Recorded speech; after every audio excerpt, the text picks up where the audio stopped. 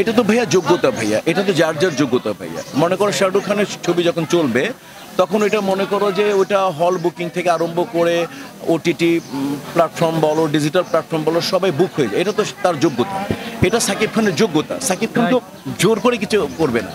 সাকিব খান যদি জোর করে করতো, এটা তো যার যার যোগ্যতা ভাইয়া। এটা সাকিব খান তার যোগ্যতায় ওইখানে গেছে। হল মালিকরা তার ছবি চাচ্ছে, এটা সাকিব খানের যোগ্যতা।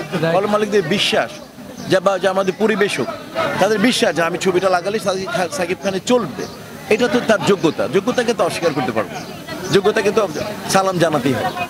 জি হ্যাঁ, আমি ঈদের ছবিগুলো নিয়ে তো তোমরা আমাকে বলবে ভাইরা, কারণ আমি জানি না। কারণ আমি আমার বাবা আমার দুটো ছবি রিলিজ পেয়েছে, একটা লিপস্টিক আর একটা হচ্ছে আমার ওস্তাদ ছুটকু আহমেদের আহারে জীবন।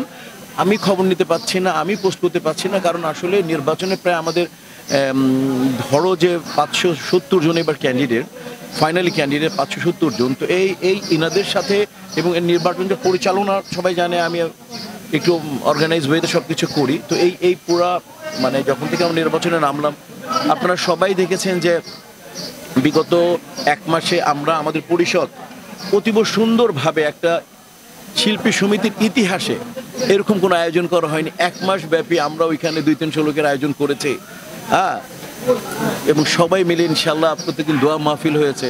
তো এটা একটা অনেক বড় একটা ব্যাপার। এটা তো ওইরকম করে আমরা, এবং আমাদের আরও ছবি রাজকুমার দেখা দরকার। তারপরে আমি তো ওই যে শরীফুল রাজকে আমি পছন্দ করি এমনিতে, ছোটদের মধ্যেও দারুণ একটা অন্যরকম একটা অ্যাক্টিং করে, আমি ওর অভিনয়ের ভক্ত। ওর ছবিগুলো আমি সব দেখবো, ওমর দেখবো, সবগুলো ছবি দেখবো। তো আমার নির্বাচনটা যাক, তারপরে দেখবো ইনশাআল্লাহ। হলের চেয়ে সিনেমার সংখ্যা বেশি, কিন্তু হল কি বাড়ানো উচিত? আপনি কি বলেন? হ্যাঁ, হল তো অবশ্যই বাড়ানো উচিত, হল অবশ্যই বাড়ানো উচিত। কারণ যেহেতু ঈদ বেজ আমাদের ছবি হয়ে গেছে, এখন আমাদের ছবি ঈদ বেজ হয়ে গেছে, অবশ্যই হলের সংখ্যা বাড়ানো উচিত এবং সিনেপ্লেক্সের সংখ্যা বাড়ানো উচিত। যদি অন্যান্য সময় যদি অকেশনও যদি আসতো তাহলে এটা কি ভালো হতো কিনা ভাই? এটা তো না হলে তো এটা তো করতে হবে ভাই, এটা না হলে ইন্ডাস্ট্রি চলবে না ভাই। ঈদ বেস করে তো একটা দেশের ফিল্ম ইন্ডাস্ট্রি চলতে পারে না।